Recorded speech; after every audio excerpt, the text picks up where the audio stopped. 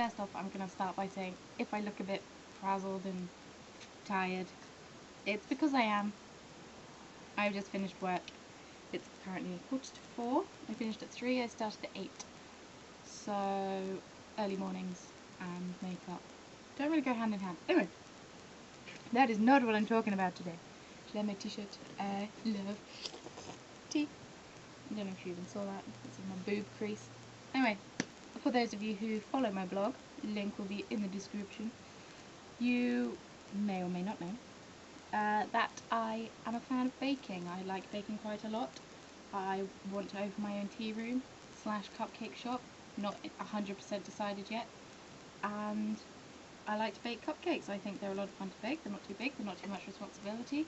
If they're terrible, people like them anyway. Cupcakes. So, with that in mind, I have lately been quite obsessed with baking programs, such as the Great British Bake Off. I've watched up to, but not including, the finale of the Great Australian Bake Off. Can't find episode 1 of the American one, so if someone would like to put that somewhere, be fab. But the program I'm talking about today, as you'll be able to tell by the title, is Cupcake Wars. Cupcake Wars is a program on Food Network channel. I've seen it a couple of times on Food Network UK, but I'm currently watching episodes on YouTube. They're relatively easy to find. And after watching so many episodes, I think I have mastered the art of what to and what not to do when making to win Cupcake Wars. I don't, as I said, frazzled. I've made some notes, so hopefully I won't go off on too much of a tangent, but we shall see. For those of you who don't know, Cupcake Wars is a program where 4 bakeries or cupcakeries compete against each other to have their cupcakes at a display. To display their cupcakes at an event, and it's usually a VIP event or some massive big deal, so they get a lot of publicity, and they also get $10,000, which is a substantial amount of money. There's 3 rounds to Cupcake Wars. First round, which is 100% taste. Second round, which is judged 50% on taste, 50% on the decorations. And then the final round, the 2 finalists, as a person is knocked out every round, the 2 finalists have to make a display of 1,000 cupcakes for this event, and for one person the cupcakes go to the event, for the other person, who knows what happens to the cupcakes? Throw in a trifle? I don't know. Get eaten probably somehow. So, it's judged by 2 people that are always there, and 1 or 2 guest judges, which have usually got something to do with the final event. Good? Good summary? Good. So, first tip that I have written down, I've written assistant. Take an assistant who usually works either for you or with you in a good way. It's probably helpful if you take someone who has a strength that you don't have. For example, if you're really good with the flavours and the taste and the actual baking itself, but not so good with the decorations, maybe take someone who's good at decorations, you know? Also take someone who's not going to stress you out too much, and don't let there be a power struggle. We don't want any awkward arguments, because it just makes me feel uncomfortable. The television people probably love it, because, you know, a bit of drama, everyone loves a bit of drama. It just makes me feel a bit uncomfortable, and it wastes time, which stresses me out. Cupcake flavours. Now, the taste round, sometimes the contestants are required to use very peculiar ingredients to make their cupcakes, but the same flavours pop up quite frequently. Don't think you are the first person to think of doing a maple syrup and bacon cupcake, because you're not. So many people do it, or there's another pork product and they think, oh, we'll treat it the same as bacon. Quelle surprise. But that being said, you do want to do something a bit exciting flavour wise. You don't want to just make a chocolate and peanut butter cupcake, because everyone does that. Speaking of cupcakes, everyone does. What is with Americans and red velvet? At least once in every episode someone makes a red velvet, and one of the judges doesn't like red velvet anyway. He's French. So why is everyone making it? It's repetitive and everyone thinks that they have the best recipe, when, you know, if you're just going to make a standard chocolate red velvet with a cream cheese frosting, you know, put strawberry or licorice or, I can't think of any other red food off the top of my head, raspberries in it, you know, jazz it up a bit. When doing your cupcakes in the second round, which is presentation as well as taste, a lot of people forget or don't believe that they are going to be getting to the final. So they will make cupcakes that are insanely difficult and have a lot of elements to it. And I'm sorry if you can hear the budgies. So, for example, they will, I don't know, have a biscuit crumb base that they need to make the biscuit for, and then they have a marble cake, so they have to make 2 batters with 2 different flavoured icings and very elaborate decorations. Wonderful, great, sounds delicious. But you have to make all these elements, and you have to make 250 of those cupcakes. So, yeah.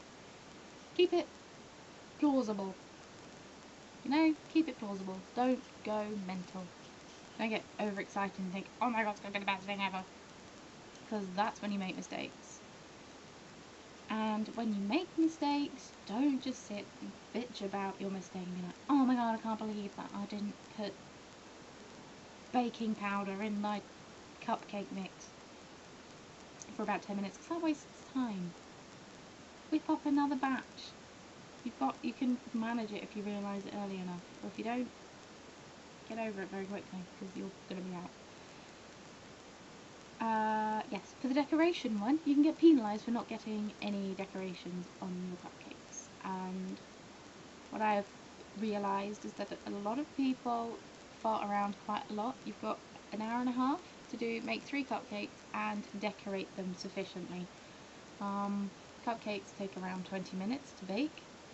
So if you decide your flavours in like that, and then whip up the batters, stick them in the oven, and then while they're cooking you can make the icing. Don't try and do everything at once, but get your cake in the oven as quickly as possible so it has time to cool, and so you can decorate it and you can focus on your decorations after your cake's cooking, because otherwise it's just not going to happen. Yes, in the finale they have to make, or in the final, and that's it, they have to make 1,000 cupcake display, and there are these really fit carpenters in their check shirts and their beards who carve and make the actual displays from the ideas that they're given from the bakers. You know, these carpenters are miracle workers. They know exactly what these people mean from a couple of scribbles, and it's most impressive. Don't go out and check up on them. You don't need to check up on them. You may be a control freak, and that might be useful, but you don't need to check up on them because that just wastes time. Also in the final, you get 4 additional baking assistants to the one that you've brought with you. You've never worked with them before, or the bakers haven't worked with them before, so they don't know their strengths and weaknesses. Maybe ask them that before assigning them, and they're not mind readers, so tell them everything, even if you sound patronising. You want to win at the end of the day, you want to win. Finally, because I know it's been quite a long video, finally you need to cater to the client. The judges can say whatever they like about your cupcakes, and I'm sure they're going to find faults because they do. But at the end of the day, your client, who is also who's usually one of the judges, has a say in who wins. So if the 2 judges bitch about your cupcake completely, and then the guest judge says an element that they liked, you know, just remember, like, cater to the client. Do what the client wants you to do. Don't do, you know, the judges aren't the one buying, or the judges aren't the one who are hosting the event that the cupcake's going to be at. You see? Do what the client wants. And they should be used to that working in a cupcake shop anyway, because that's how business works. So yes, I hope you enjoyed my video. I realise it's a bit ranty at times, I'm sorry. check out any relevant links related to me below, such as my Instagram name, my Twitter, Tumblr. Oh, I sell friendship bracelets. I've recently updated my shop. If you want to check that out, that's also down here. And don't forget to rate, comment and subscribe, and comment any thoughts or tips that you think is relevant as well to Win Cupcake Wars. And yes, wonderful.